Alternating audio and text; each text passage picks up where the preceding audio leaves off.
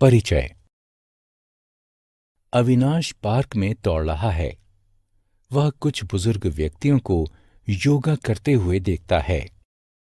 वे पहले एक लंबी सांस लेते हैं और फिर उसे अंदर खींचते हैं। कुछ समय बाद वे उसे बाहर निकालते हैं।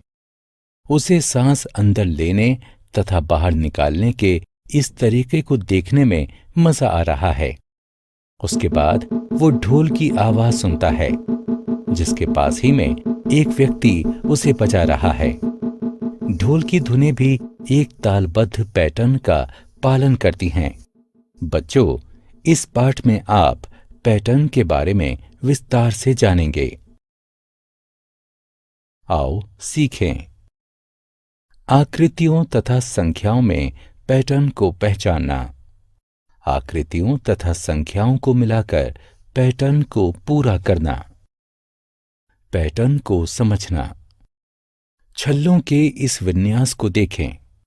एक नीले छल्ले के बाद एक पीला छल्ला और उसके बाद एक लाल छल्ला है। ये विन्यास 3 बार दोहराया गया है। जब वस्तुएं एक निश्चित क्रम में पुनर्व्यवस्थित होती हैं तो वे एक पैटर्न बनाती हैं। एक और विन्यास को देखें। इस विन्यास में 2 खड़ी रेखाओं के बाद एक आड़ी रेखा है। इसके बाद पुनः 2 खड़ी रेखाओं के बाद एक आड़ी रेखा है। ये भी एक पैटर्न है। आकृतियों में पैटर्न। इस पैटर्न को ध्यान से देखें। एक आकृति पहले आड़ी स्थिति में और बाद में खड़ी स्थिति में रखी है। ये स्थितियां अनेक बार इसी क्रम में दोहराई गई हैं। अब इन त्रिभुजों तथा वृत्तों के विन्यास को देखें। क्या हम इसे एक पैटर्न कह सकते हैं? नहीं, हम ऐसा नहीं कह सकते, क्योंकि आकृतियां एक निश्चित क्रम में नहीं दोहराई गई हैं।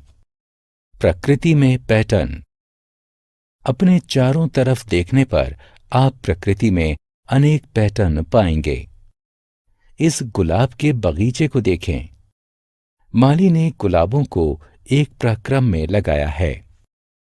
यहां लाल गुलाबों के एक जोड़े के बाद एक सफेद गुलाब है। इन इंद्रधनुषों को देखें। प्रत्येक इंद्रधनुष में रंग एक ही क्रम में होते हैं। संख्या पैटर्न। संख्याओं में भी पैटर्न हो सकता है। आओ हम इसे देखें।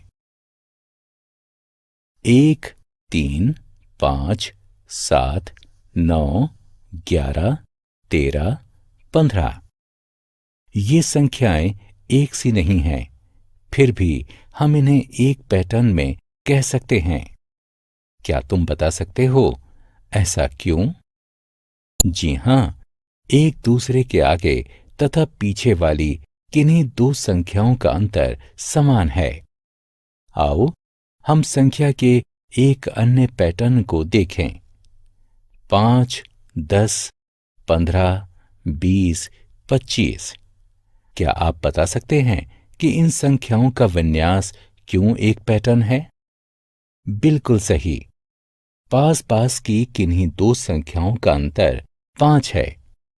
हम ये भी कह सकते हैं कि हम पिछले अंक में 5 जोड़कर अगला अंक प्राप्त करते हैं।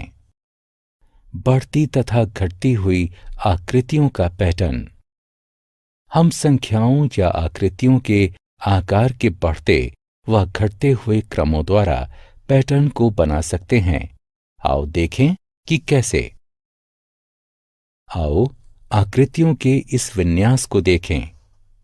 एक वृत्त के पीछे 2 वृत्त और उनके पीछे 3 वृत्त हैं और इस प्रकार से आगे भी हैं। ये एक पैटर्न है, क्योंकि वृत्त एक निश्चित क्रम में बढ़ रहे हैं। आकृतियों के एक और विन्यास को देखें।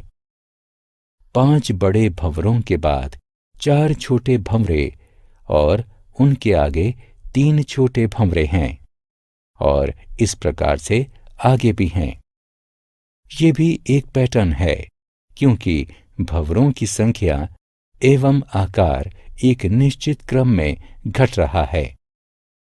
संख्या पैटर्न को पूरा करना। संख्याओं के इस पैटर्न को देखें। इस पैटर्न में 2 संख्याएं गायब हैं। हम इन्हें तभी भर सकते हैं जब हम ये जान सकें कि इस प्रक्रम को कैसे बनाया गया है। ये साफ है कि इस प्रक्रम में एक बार में एक संख्या कम हो रही है। उल्टी गिनतियों की सहायता से हम गायब संख्याओं का पता लगा सकते हैं। 12, 11, 10, 9, 8, 7, 6, 5। इस प्रकार से संख्या 10 तथा 6 गायब हैं। हमने क्या चर्चा की? जब वस्तुएं एक निश्चित क्रम में पुनर्व्यवस्थित होती हैं तो वे एक पैटर्न बनाती हैं। पिछली संख्या में एक निश्चित संख्या को जोड़कर या घटाकर संख्याओं का पैटर्न बनाया जाता है। संख्याओं या आकृतियों के आकार के बढ़ते व घटते हुए क्रमों द्वारा पैटर्न को बनाया जा सकता है। पैटर्न को बनाने में प्रयोग होने वाले साधारण नियम को समझकर पैटर्न को पूरा किया जा सकता है।